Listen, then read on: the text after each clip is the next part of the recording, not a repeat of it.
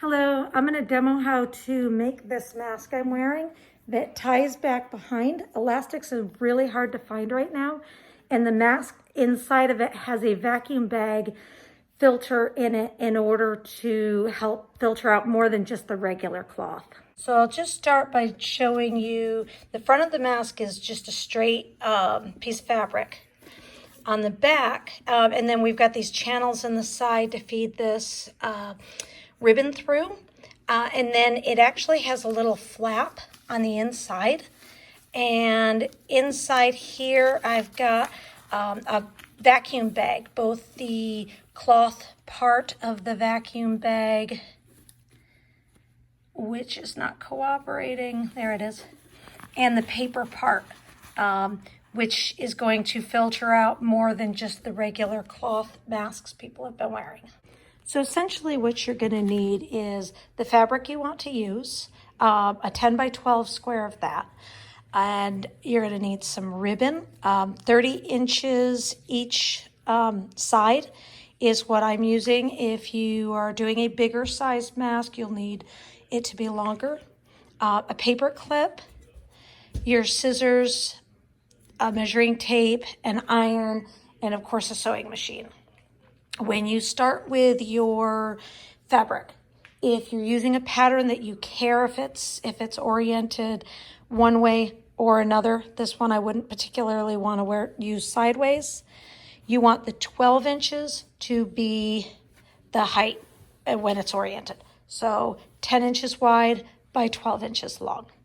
So I start out using a piece of material that I've washed in hot water and dried to make sure it doesn't shrink after it's created. Once I've done that, I'm going to flip it over, and I want to make seams along each side so that you can sew over and not have the rough edge, which will fray when it's being washed. One of the benefits of this mask is you can pull out the inside of the filter that we're going to put in from the vacuum cleaner bag and be able to wash it and then put that filter back in or change it to a new filter. So first what I'm going to do is just fold over each side just a little bit, maybe 1/8 to 1/4 of an inch, and I'm going to use the iron to iron that down. So I've made the creases, and I've used the iron to make the seams a little bit more straight. It makes it easier when you sew.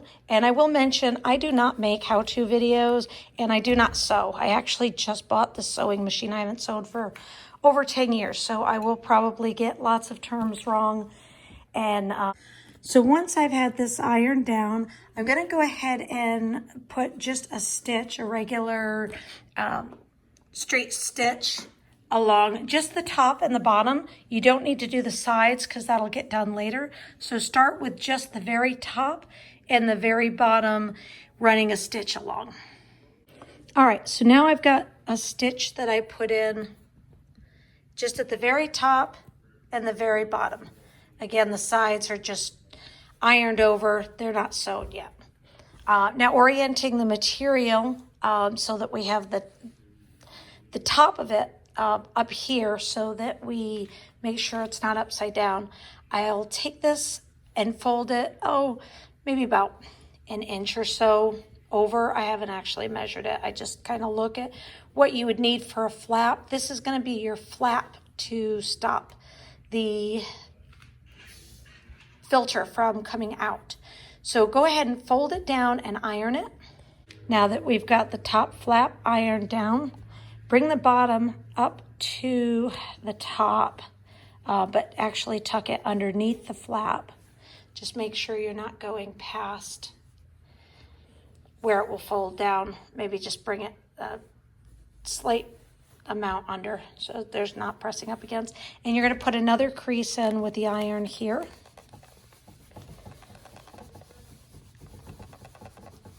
Now, once that is done, you will want to fold over each side, also about 1 inch. It also depends on your ribbon. The fold over on the side is going to be in order to open up the channel for the ribbon. So you need to have enough space for the ribbon to easily slide through, and then for your stitch to come all the way along here. So about this far, it's about an inch, about the same as the top. You're going to fold over each side and just go ahead and iron it down so it's in place. I've got both sides ironed down, I'm going to go ahead and put a stitch right on the very outside because you're wanting to capture where you fold it over to make sure you don't want to put it over here. You need all the room you can to put your ribbon through there. So your stitch is going to go right along the very outside. Oops, like here. Very important that this flap, the top flap's down first, and that this folds over on top of it, because otherwise, if you were to fold this over first and then put the flap down, you don't have the opening for your ribbon to go through. So don't make that mistake. Okay, so once you've sewn both of your stitches along the edge, this is the back of your mask, and you've got this little pouch here. Basically made yourself a cloth envelope that you'll be able to put the filter from the vacuum cleaner bag. And then you've got these channels in here. On the front, it's just a plain piece of fabric. Now you've got to put in your ribbons. So you want to experiment with different ribbons. I did ones with a really thin ribbon that I found wasn't keeping the tie real well. Too thick ribbons, and it's harder to tie. So you want to make sure you've got a good ribbon. Also, this is going to be washable, so you don't want the ends to come frayed. So if you have the kind of ribbon where the ends are fraying, you can take a lighter. I've got a candle lighter here. Again, I'm an amateur at doing these videos, so try to do this with one hand. Here we go. So essentially what you do is just barely touch the flame just to the edge of the ribbon, and that will seal it up so that it's not frayed. And you want to do that on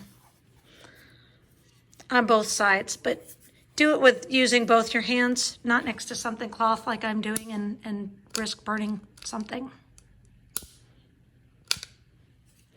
All right, so once you have your ribbon ready to go, again, this was 30 inches. So I'm gonna go ahead and just take this paper clip and thread it through a little bit of the way. I needed someone else to hold the camera. And then you're gonna take the paper clip, and here's something I always do wrong. Start it from the top, because if you start it from the bottom, then you're gonna get caught on this inside of here. So start it from here, and you're gonna feed it up through, which I can't do one-handed.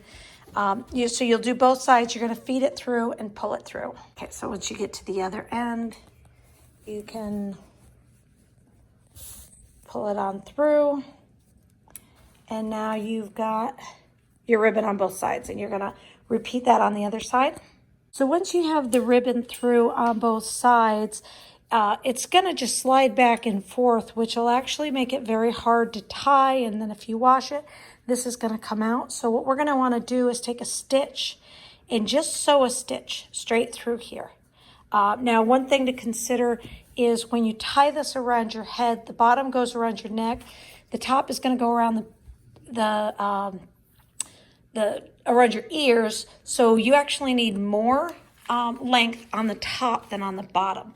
So the ones that I've been doing, I've been measuring about 14 inches for the top. So the top will have, from the very top to the end of the ribbon, will go 14 inches. And then from the bottom, we'll do 11 inches. So based on if you did 30. So you may want to experiment, but make sure that you keep on the right side, because once you put that stitch in, this will cinch down to the stitch, top and bottom, but it's not going to be able to budge. So I do 11 inches on the bottom and 14 inches on top. Then just take your sewing machine and put a stitch across here and a stitch across here. Okay, so you're just going to stitch a little ways. That's hard to see with the light on here. Just a little ways and then just go backwards. And that should be enough to keep it in place. And then this ribbon slides really easily. So if you haven't pinned it on the other side, I'd go ahead and just remeasure. Make sure that these are lining up. So now I've got my stitch through this, and it will cinch down here and it'll cinch up here for going around. The last thing to do is to put your filter on the inside. So I've got this vacuum cleaner bag. They have vacuum cleaner bags that are HEPA that filter out 99%. This was only a 96, but it was all I could find. So I'm gonna go ahead and cut a square out of this bag. I've got one I've already started with here. So you can see the inside of the vacuum bag. It's got this cloth and the paper. So I make sure to keep those together, and I will measure off a square, which basically will be this same size. And it'll be a little bit different every time, so I don't want it to be bigger than this or else it'll... So here's the square that I made. And if you're making these for other people, if you're making these to donate to the hospital, you may not want to put this in here because they're going to want to wash it. And if you're infected and you're infecting other people by touching their filters, then you may just want to make the mask and let them put in their own filters. But this, you just slide in. I can't do it one-handed, so I'm going to slide it in and then start the video again. Okay, so I've got the filter in there. You can see both the fabric and the paper. So this is the mask that I just made. And again, you can cinch it up a little bit more if you want it tighter, and really adjust it. So hopefully this works out. Again, you know, the filter can be taken out and replaced anytime that you want. But it actually goes together pretty quick. I've made 5 of these now, and I've got them down to about 16 minutes, but I think I could make them a lot faster. Hope this helps, guys.